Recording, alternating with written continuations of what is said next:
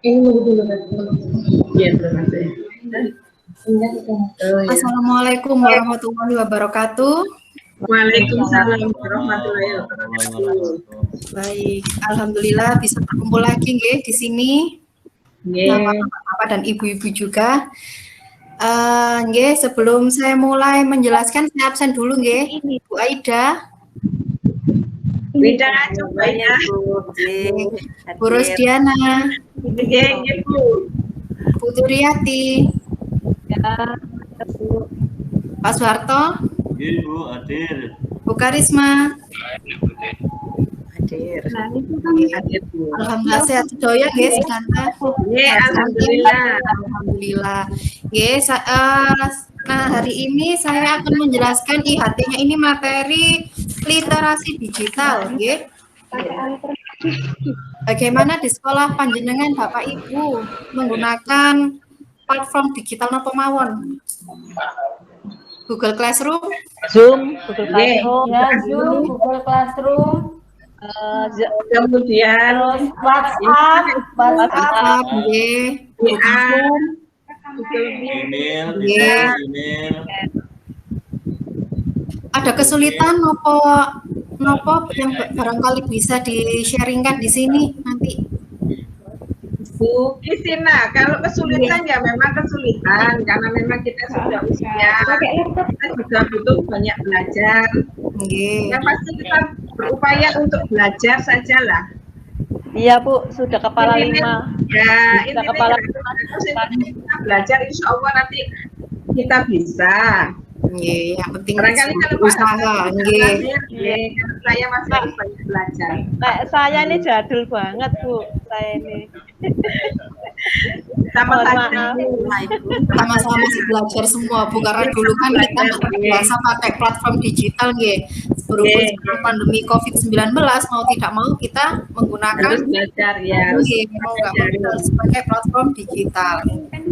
Barangkali ada yang mau ditanyakan lagi kendalanya apa sebelum saya menjelaskan materi. Sampun, mboten wonten? Nggih, monggo sampun Oh, lanjut. nggih, saya jelaskan nggih. Nggih. Bentar.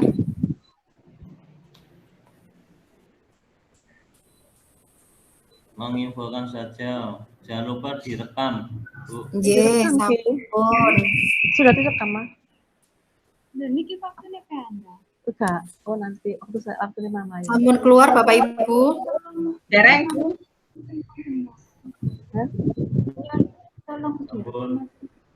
Sampun, sampun.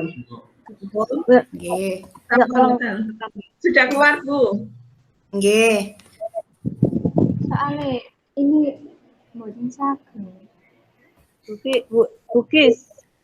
Dalam Ini tak tolong ya, HP saya nggak bisa untuk merekam. Tolong direkamkan waktu saya nanti ya, bisa. Yang merekam, nggih. yang merekam cuma bisa bukis.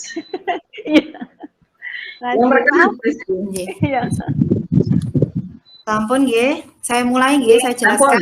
Jadi kalau di TIK ini teknologi informasi dan komunikasi biasanya kan kita ada pengirim sama penerima. Contohnya WhatsApp. Nggih, kita kan ngirim, nanti penerimanya juga menerima, bisa menerima audio, bisa dalam bentuk teks, nggih. Terus dalam pengiriman itu kita kan pasti ada namanya gangguan, kadang sinyalnya jelek, nggih, Bapak Ibu nggih. Nah, seperti ini. Jadi ini merupakan ilustrasi unsur-unsur dalam komunikasi seperti kita mengirimkan pesan yang dikirim atau diterima tentunya ada yang jelas harus ada pengirim dan juga penerima. Kemudian bentar, saya bawakan lagi. Nah, untuk mengetahui kita sudah dikirim sudah menerima pesan yang dikirim oleh pengirimnya itu kan biasanya ada kalau di WhatsApp itu centang biru, nggih, sudah dibaca. Nah, seperti itu sebagai bentuk umpan balik atau konfirmasi, nanti jenengan bisa saling membalas dan saling bertanya jawab di situ. Kemudian unsur-unsur komunikasi, kalau pengirim itu ada perangkat kerasnya seperti handphone atau smartphone, komputer laptop dan sebagainya. Jadi yang kita gunakan maupun itu medianya, kita bisa pakai laptop, komputer, smartphone dan sebagainya. Kalau perangkat lunaknya itu aplikasinya seperti WhatsApp, Telegram. Kalau kita biasanya pakai Google Classroom, ya, kemudian umpan balik itu seperti ini, indikator centang pada WhatsApp tanda pesan sudah terkirim atau diterima oleh perangkat atau dibaca atau dibuka oleh pengguna. Kalau gangguan ini kira-kira apa yang dapat dikendalikan sama yang tidak dapat dikendalikan Bapak Ibu? Monggo. Kira-kira gangguan apa yang bisa dikendalikan sama yang tidak bisa dikendalikan pada perangkat kita ini? Bisa smartphone atau laptopnya kita. Yang tidak bisa dikendalikan, misalnya listrik mati. Ya. Jelas kadang nggak ada sinyal. Kita nggak bisa mengendalikan. Atau HP-nya rusak. HP-nya rusak. Pinjam tetangga bisa, tapi kan nggak semuanya boleh dipinjam gitu kan. Betul, Bu. Kalau misalkan ini contoh yang tidak dapat dikendalikan tadi nggih, contohnya tadi sinyal nggih, kemudian mati lampu nggih, listriknya mati, kemudian sama HP-nya rusak. Kalau HP-nya rusak kan memang nggak bisa apa-apa ya. Listriknya kadang operator atau sinyal jaringan itu susah juga. Kalau sinyal itu kan tergantung beberapa daerah nggih, kadang providernya kadang ada yang kuat di beberapa nggih, ada daerah A misalkan jaringannya kuat tapi di daerah B jaringannya lemah seperti itu. Jadi kita menyesuaikan providernya aja yang mendukung di tempat kita. Kemudian kira-kira yang dapat dikendalikan itu apa? Yang dapat dikendalikan adalah yang pasti ya kita harus punya datanya. Data Pulsa paketan data, paketan data itu bisa kita kendalikan. Kemudian kalau misal HP-nya lemot, mungkin bisa dibersihkan dulu virus-virusnya sama dihapus yang tidak penting, yang tidak penting. Atau segera diganti beli yang baru. Oh, jadi yang biru kan dilempar beli yang baru. Barangkali lebih canggih kan lebih bisa mengakses sebuah kegiatan. Kalau misalkan kita beli HP yang RAM-nya lebih besar, memang kinerja dari prosesornya juga lebih cepat.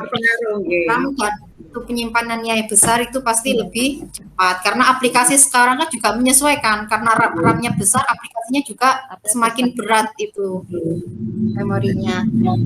Kemudian ini cara mengatasi gangguan yang dapat kita kendalikan bisa juga dengan cara restart. Biasanya HP kita kalau biasanya lemot nih Bapak Ibu langsung di restart aja. Habis itu kalau sudah nyala sudah bisa kembali. Biasanya HP-nya mungkin banyak penyimpanannya, itu file-filenya banyak, jadi kan HP-nya berat, jadi kadang sering lemot, biasanya seperti itu. Saya juga sama. Jadi biasanya saya restart dulu, kemudian saya nyalakan lagi, saya matikan, saya nyalakan lagi, atau biasanya saya langsung restart seperti itu. Kemudian ini alamat, identitas dan akun. Biasanya kan kita sudah nggak asing lagi sama alamat, identitas dan akun. Misalkan emailnya identitasnya seperti apa, atau akun mungkin akun Google Classroom-nya apa gitu. Nah, seperti itu. Jadi dalam pengiriman sama penerima ada yang namanya alamat atau identitas akun. Misalkan saya mengirimkan ke emailnya Bu Aida, berarti saya harus tahu alamat emailnya Bu Aida. Seperti itu. Sama kalau kita kirim WA, kita mau ngirim WA ke siapa, kita harus tahu tujuannya siapa, seperti itu ilustrasinya. Terus kemudian ini perangkat TIK yang digunakan pada platform teknologi sekolah penggerak. Contohnya seperti ini. Nah, ini ada komputer, laptop, sama smartphone. Dan kemudian sistem operasinya kita biasanya pakai Chromebook, Android yang ada di HP kita, Microsoft, seperti itu. Kemudian untuk untuk masing-masing perangkat itu pasti punya spesifikasi. Misalkan RAM-nya berapa, ROM-nya berapa, sistem operasi yang digunakan itu seperti apa. Biasanya di properties Atau kalau di HP itu namanya pengaturan. Kalau di laptop itu namanya storing seperti ini. Di properties seperti ini ya. Contohnya di Windows 10 bisa dicek melalui dibuka dulu startnya yang kotak-kotak 4 itu, kemudian ada Windows toolbar-nya di sebelah kiri bawah, baru diklik about your PC.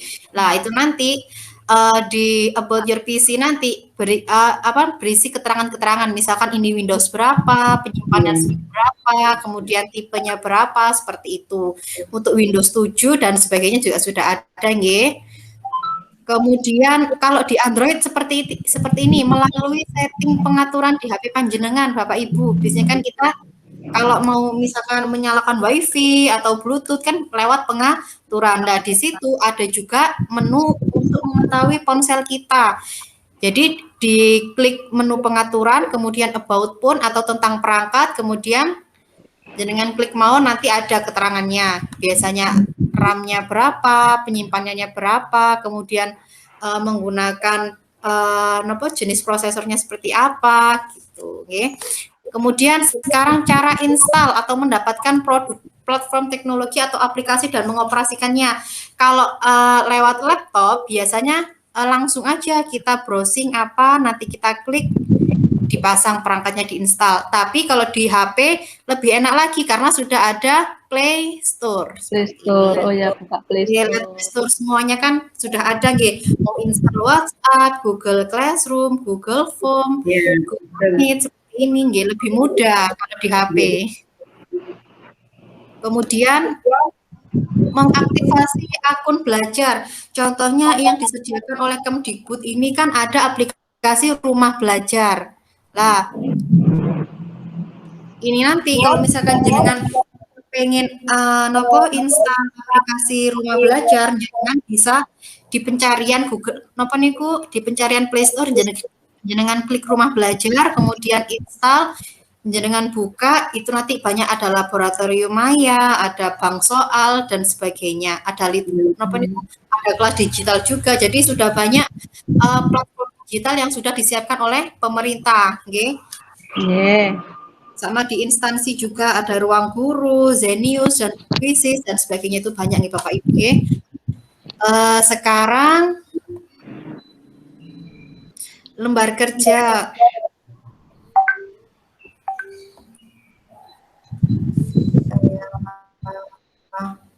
Untuk diskusi bareng-bareng nggih niki.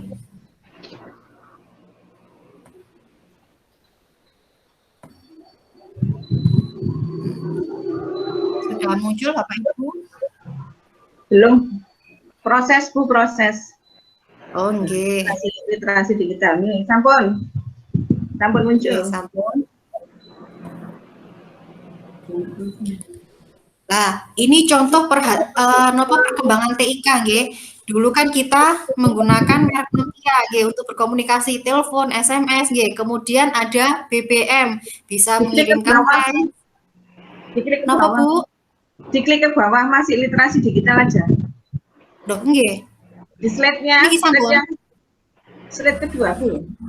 Kedua, Nggih, tapi nah, sudah. udah. Nah, ya, betul, Nggih, sampun. dulu kan kita menggunakan Nokia, nggih, paling terkenal, nggih. Nggih. Nah, hanya bisa untuk telepon sama mengirimkan teks atau pesan SMS. Kemudian berkembang lagi ada yang namanya BBM. Kemudian di BBM ini nanti kita bisa ngirim gambar, ngirim audio juga. Kemudian bisa lebih canggih lagi di WhatsApp, bisa untuk video call, bisa untuk mengirimkan file dan sebagainya, nggih. Filenya pun juga bermacam-macam, nggih, bisa Word, bisa PDF dan sebagainya. Lah, contoh-contoh di atas itu merupakan perubahan yang besar-besaran. Sebenarnya enggak cuma ini aja, banyak kan Bu, di foto juga dulu kita pakai Kodak. Sekarang berganti lewat smartphone juga sudah ada kamera. Jadi memang kalau di dunia teknologi itu harus ada perubahan. Kalau nggak ada perubahan pasti ketinggalan zaman. Seperti itu. Oke, ini saya nanti minta pendapat panjenengan setelah melihat perkembangan teknologi informasi komunikasi. Monggo jenengan sharingkan, ceritakan pengalaman Bapak Ibu dalam memanfaatkan perkembangan teknologi dan informasi dan komunikasi pada pekerjaan Bapak atau Ibu, kemudian teknologi apa saja yang sudah Bapak Ibu kuasai untuk mendukung peran dalam dunia pendidikan.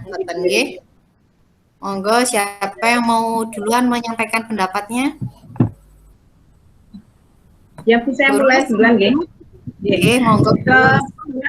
Kita pada masa pandemi, pembelajaran kita kan daring, Bu.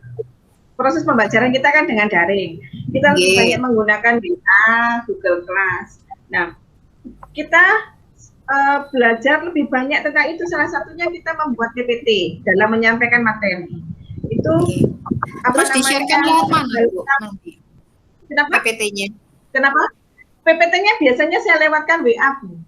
Oh, WA atau kemudian saya lewatkan WA.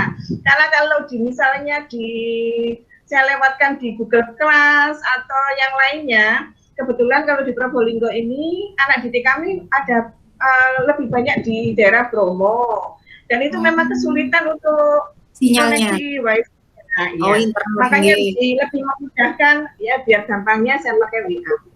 Itu barangkali yang bisa saya beri masukan untuk saat ini. Monggo, Bu, sampun. Kemudian untuk pengumpulan tugasnya seperti apa, Bu, kalau di sekolah panjenengan? Tetap juga pengumpulan tugasnya yang pertama pakai WA. Yang kedua di Google Class, anak-anak mengumpulkan. Kalau masih ada kesulitan ya lewat WA juga, Bu. Oh, berarti itu pun masih bermasalah. Pakai Google Classroom, nggih. Untuk alternatifnya baru pakai WhatsApp. Iya. Kalau misalnya Google Class itu bermasalah anak-anak, makanya saya pakai WA. Kalau misalnya itu pun masih anak-anak nggak mengumpulkan, akhirnya ya ke sekolah. Oh, ngoten nggih. Kita kerjasama dengan pihak BP, jadi nanti di kelas itu anak-anak yang bermasalah dengan jumlah tugas yang tidak mengumpulkan banyak sekali, kan kita berkoordinasi dengan teman-teman yang lainnya. Ini anak ini kira-kira tugasnya untuk yang lainnya bagaimana. Kalau sudah seperti itu, pihak BP yang berperan kita dampingi dengan wali kelasnya. Dengan wali kelas. Bu Aida, pripun pengalamannya? Kalau dengan perkembangan teknologi akan memudahkan kita ya, meskipun tidak bertemu orangnya, masih bisa kita untuk menyampaikan tugas-tugas dan yang lainnya. Kalau pengalaman saya di dalam pembelajaran itu saya menggunakan Google Classroom Ibu, dan juga WA untuk informasinya. Di Google Classroom itu bisa diunggah untuk materinya, kemudian untuk kehadiran siswa sama tugas-tugasnya. Dan juga untuk memudahkan kita untuk mengecek siswa itu sudah mengumpulkan tugasnya atau belum. Itu pengalamannya saya. Ya, karena di Google Classroom kan sudah kelihatan Ibu yang belum mengumpulkan siapa yang sudah mengumpulkan. Monggo Pak Harto, mungkin ada pengalaman? Sama Bu dengan teman-teman yang sama dengan teman yang lain pakai Google Classroom semua gini. Biasanya ya memang rata-rata yang paling mudah kan Google Classroom. Terus yang kedua misalkan Google Meet juga bisa. Tapi jarang biasanya kalau Google Meet. Ya. Zoom itu ya kita pakai biasa Google Meet kayak gini seperti itu. Oh, ngoten. Kalau biasanya ujian panjenengan semua pakai Google Form nggih? Ya, kita pakai Google Form. Sudah sampun nggih niki karena waktunya terbatas juga nggih, saya ambil kesimpulan mawon. Teknologi informasi komunikasi memang sangat berperan sebagai infrastruktur pembelajaran apalagi di masa pandemi COVID-19 ini nggih. Karena bahan ajar sudah tersedia di dalam format digitalnya, di dalamnya kita sudah bisa melampirkan nggih tugas-tugasnya dan juga cara penilaiannya. Kemudian belajarnya bisa dilakukan kapan saja, di mana saja. Okay. Kemudian berbagai macam aplikasi untuk pembelajaran ada Google Classroom, Google Form, Rumah Belajar, Quizzes dan sebagainya, banyak sekali Bapak Ibu. Baiklah, demikian pertemuan singkat kita, semoga bermanfaat. Saya akhiri, kurang lebihnya mohon maaf. Wassalamualaikum warahmatullahi wabarakatuh. Waalaikumsalam warahmatullahi wabarakatuh.